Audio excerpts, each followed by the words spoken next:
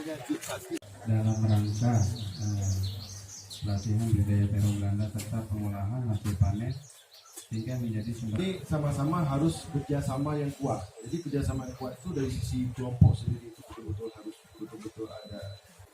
Nanti dapat di samping meningkatkan keterampilan adalah meningkatkan kesejahteraan.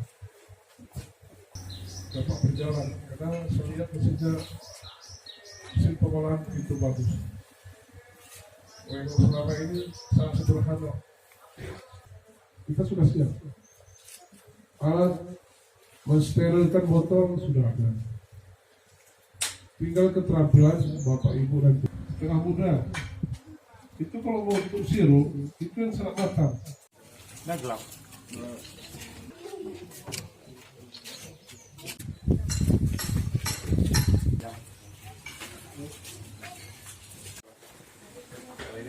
Semakin jauh sini loh.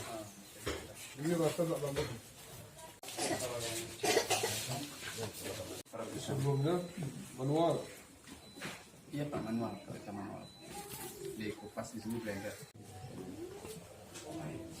20.000 dan kalau josnya 10.000 dan 20.000.